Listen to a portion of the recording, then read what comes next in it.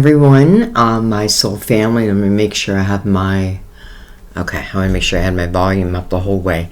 So we're going to start our series in learning Chariot. I'm going to try my best. I read very intuitively. I sometimes pay attention to the meaning of the cards, but it's more like storytelling for me. But I'm going to try to do this the best way I can to help you. I do want to give out a quick notice for you, all you are members, and I thank you. I have so much gratitude for you. I do want to say check what tier that you joined under, because some who joined under the tier 2, which gives you membership videos, tarot lessons, whatever it gives you, but it's tier 3 where we do the live readings online. Like I'm getting ready, that's why my cards are out. I'm going to be doing a live reading for tier 3 at 6 o'clock tonight. So just make sure that you're under the tier that you want. Okay. So let's go ahead and get started. So what I'm going to do for the very first one is we're going to take the Fool's Journey through the major arcana. Okay, so we're starting at the Fool. How I look at the Fool is a few different things. The Fool, to me, when it comes up in a reading, is usually about starting something new. I do also look at the direction that the Fool is facing. Sometimes he's facing the future, sometimes he's facing the past. But the Fool's main energy to me is about not bringing the past forward, right? Just the wisdom of. Now, let's say we're starting, usually the Fool is starting on a brand new path. And what I would do is I would look to see what's next to the Fool. Is it a wand? Is it swords? It gives us a clue of what type of path they're starting down. But let's go down the major arcana. So this is us, let's say. Brand new. Right? Not holding on to any old energy, just the wisdom of. This is us ready and willing to take a chance. The Fool is ready to take a chance. The Fool does fall sometimes because he can take it, because maybe he takes more chances than need be, but I don't know that the Fool would then hold that against him or herself. Because I also feel in the Fool there's like if you fall, your angels will catch you. So as we move along the Fool's journey, the first architect that the Fool's going to meet is the Magician. So what is the Magician there for? What is he there? Why is he in the Fool's path? Why would he be the very first one, number one? Well, because the Magician is the manifester, right? The Magician is the great teacher to the Fool. The Magician tells the Fool, you have all the tools. If you look, all the tools are on his table. You already possess all the tools that you need to be successful along this journey. Now, it doesn't promise that it's easy, right? It's just saying you've already had it. It's reminding the Fool that you manifest from the present moment. That's why it's the one, manifest from the present moment. I just realized this Magician has the affinity sign above his head. As above, so below. Definitely feels like spiritual teachings, right? But on this physical plane. And then the next person the Fool meets is the High Priestess. Now, the High Priestess is your intuition. It's your knowing. The High Priestess comes into the Fool's life to teach the Fool about his or her intuition and to trust it as the Fool's GPS.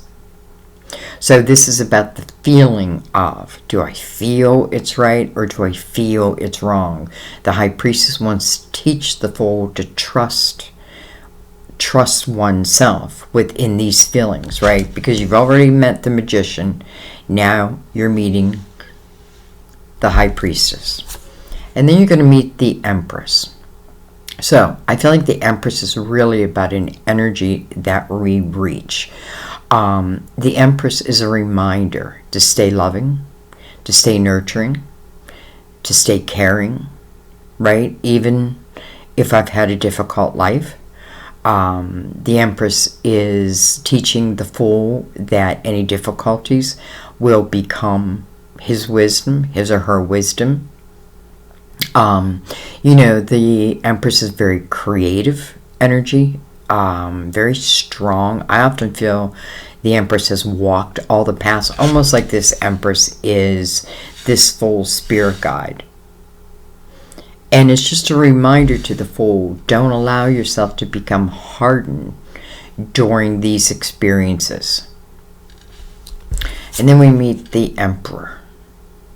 The Emperor is someone who, much like the Empress, has many life experience. The Emperor is more about, making a plan and methodically, laying it out so that he can help his people. He can help her people. This is the leader. This is, the boss. But this is also the seed planter. So you think of spring when you think of Aries. This is a card of Aries, by the way. So this is the seed planter. And this is a reminder to plant your seeds in the spring so that in the fall there will be a harvest. Then we move to the Hierophant, which is a card of Taurus. This is about your belief system. So this is teaching, and by the way, it's the number 5. And I feel like anytime you've come across a 5, it's asking you to stop, look around, listen, feel. How is everything? Am I living my authentic life? Am I living someone else's? So the Hierophant is all about your belief system and, keeping it intact. And then we have the Lovers. So the meaning of the Lovers is a head over heart decision. That's the meaning. I often feel a very strong connection in this type of energy, though. As it speaks to relationships, to me this feels like, a very high-leveled relationship. Now, that doesn't mean it can go without problems, but if I've taken the advice of all that have come before the Lovers, then chances are this is going to go well. Then we come across the Chariot, card of Cancer. The Chariot to me is a reminder that, if you have your intentions set on something, a dream, what have you, this is the vehicle that's going to take you there. Interesting that just the way it's coming under the cards, coming under that High Priestess, right? Instinctively knowing. To me, the Chariot comes when, first of all, both these cards, the Lovers and the Chariot, remind me of balance, right? Finding the balance between the masculine and the feminine. The Chariot to me is not controlled by the reins. It's controlled by the mind, the intention. The Chariot says don't put limits on how far it can go because there really are no limits, right? I can take this, of my belief system through the Hierophant, and I'm willing to take chances as the Fool is, and I realize, that I'm equipped with the tools of my past experiences. I also have my GPS from above to help me here below. I'm being careful through the Empress not to be hardened by life, to stay caring, loving, and nurturing. Doesn't mean you're a fool. And then with the Emperor, any plans, I want to put action behind them. I want to, the Fool right here is manifesting the Emperor. So, really planting those seeds, but then the nurturing. And that's why I like the Empress and the Emperor next to each other, because the Empress is definitely the nurturer of that seed, right? Okay, anyways, let's keep going. Then we have the Strength card. Now, the Strength card talks about the beast within yourself. And we all have that beast within us, As much light as we have, we also have dark. Again, balance, balance, balance, right? But the Strength card is about your ability to overcome. You just think you can't overcome something, but you can. This is a sense of comfort for you, knowing that you have the ability to overcome, right? You control the light and the dark within you. This is also a number 8. 8 can speak of new beginnings. And then we move into the Hermit. So anytime I see a 9, I think about reflection. I think about final reflection. Because maybe a chapter is coming to a close. So the Hermit's the perfect energy, right? The Hermit is, the way I look at the Hermit, first of all, it's a card of Virgo, but I think of this as someone who's willing to go into deep reflection, right? Who's willing to seek that light. And I feel like ultimately what the Hermit realizes is that he is the light. She is the light. The Hermit absolutely can become the master teacher, especially the way it's just falling the way I'm doing this reading, coming under the Emperor. It's also helping to illuminate. I feel like a lot of people will say the Hermit is like the dark night of the soul. But when the Hermit emerges, I feel like the Hermit purposely goes into the dark to reflect, right? Maybe this Hermit understands that it's a spiritual being, right, living this human life. But I feel like when the Hermit emerges, then the Hermit shines his or her light for others. So you can see through the Tarot, it's about learning and then teaching. Learning and then teaching. All right, and then we have the World. The World can signify time, right? It could signify where I'm at in life. I may feel like I'm at the bottom of the wheel. But if that's the case, it's temporary. Because the wheel keeps on moving. Unless I block it. This can speak of destiny. What's destined. Again, as above, so below. Then we have Justice. So let's say, justice to me, first of all, speaks of legal, right? It can speak of legal terms. It can speak of divorce, the cutting of ties. But what justice is really about is about making you whole again. Not better than, not less than, but whole again. So, and how does that happen? It's about fairness, right? It's like, okay, I've had a lot of shitty things, but the universe evens it out. Now, you may say, but it's not evening it out for me. Well, your intention is a big part of that also. Justice is also the card of Libra. Just realized I'm running out of room. And then we have the Hangman. So the Hangman to me is about taking a moment, seeking wisdom, right? I feel like the Hangman is seeking wisdom from above, but on my next steps. Like, what's my next step? This can be a time out. So again, much like the wheel, it can be a measurement of time. I feel like, who's ever in the Hangman, when you see the Hangman, if it comes in reverse for you, that means someone's had an awakening, an awareness. That means that, all truths are known, or at least the ones that are important. So this is seeking the wisdom. This is me receiving the wisdom. And then we have the Death card. So when you look at, again, the Hermit, right? The Hermit, the number 9, the final reflection. It's like the final reflection, so I can let one cycle go so another cycle can begin. That's what the Death card speaks of. The Death card says, do not fear death, because that's really when life begins. Death card is about an end so that a rebirth can take place.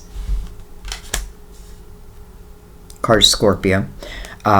Strength card, card of Leo. I don't even know if I've said that. Hermit, the card of Virgo. Chariot, the card of Cancer. Justice, the card of Libra. And then we have Temperance. Temperance, card of Sagittarius. This is all about divine timing. Temperance is another measurement of time. Temperance is a lesson. The lesson is patience. Patience for all good things, right? I want something good to happen. Well, patience. Now, there's a reason why patience is required. It's because temperance is, I often think of temperance as like a baker.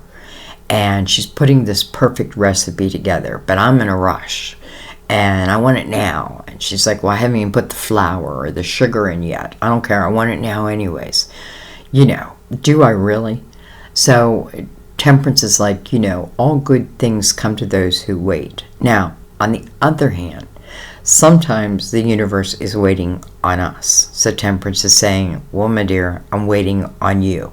How do I know that? Just look at the cards before it and look at the cards after. It'll give you an idea is, are we waiting on divine timing, or is divine timing waiting on us? Then we have the Devil, card of Capricorn. The Devil is about temptation.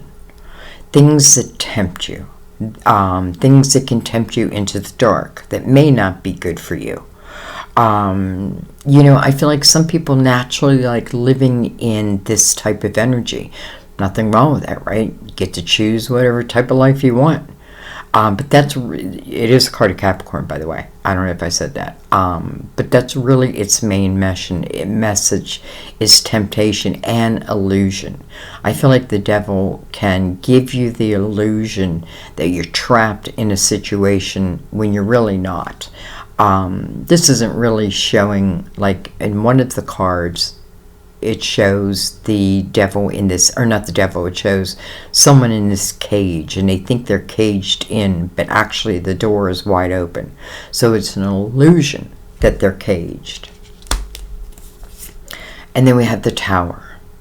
And we all receive the towers, right? Tower, I feel like sometimes, I feel the majority of the reason why we receive a tower, which can feel destructive, right? Something destructive, something that can put an end to something beyond our control.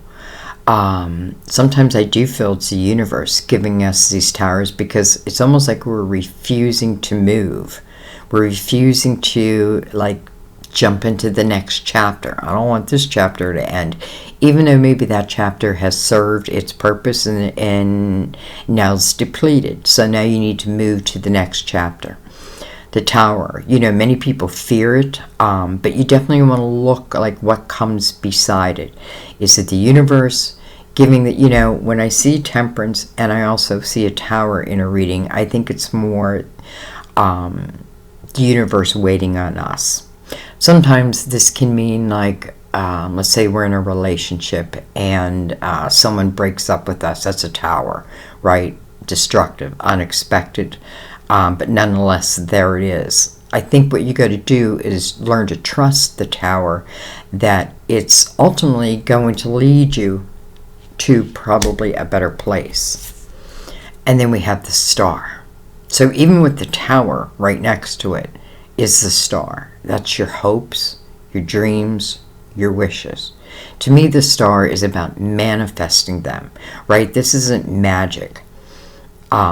This is divine working with us, right? It's like, if you notice, she's pouring water into, or she's pouring her pitcher into a body of water. It's like she's contributing to her hopes, her dreams, her wishes.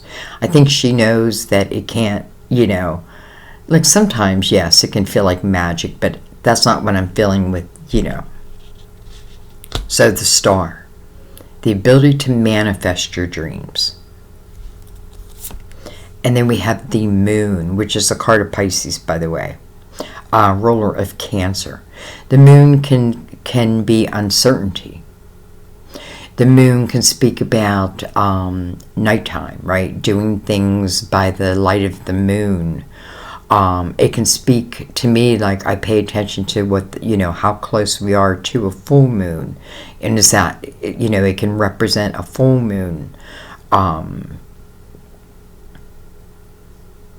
But normally it's like, it's a little bit of uncertainty because it's not the sun. I can't see everything in the moonlight. I can only see what's right in front of me. But then look what shows, the sun. So the sun is complete illumination. Nothing can hide in the sun's energy. I love it when the sun comes out in any reading because it means that all is illuminated. Truth is illuminated, even if it's truth that hurts. Ultimately, we need to know it so that we can clear it, believe it, move it, whatever it is. The sun is also about how you feel. It's like it's allowing your inner child to come out and play. This can also represent a home, like where I grew up, a place that has very happy memories for me. When the sun comes out, it's like a brand new day. And then we have judgment. So judgment, this is, to me, your spiritual team. Judgment, if, you can see here, it's like this trumpet, right? It's calling people to attention, to the present moment. To the present moment. And then last but not least, you have the world. I feel like the world is last because I feel like this is the next chapter, right? This is like probably one of the major pinnacles in your life. I feel like this is the closest chapter to God. If you don't believe in God, then, just the closest chapter. This is a chapter, I feel like, where your spirituality is really intact. It's like, I understand that I'm a spiritual body having this human experience. It's like a true realization. I often feel the world chapter is one of the best. One of the best. And I feel like it's where a lot of worry can go. And by the way, just the judgment is right next to that. I feel always it's your spiritual team. And why would they call you to attention? Because a new chapter wants to open up something that is so worth your wow.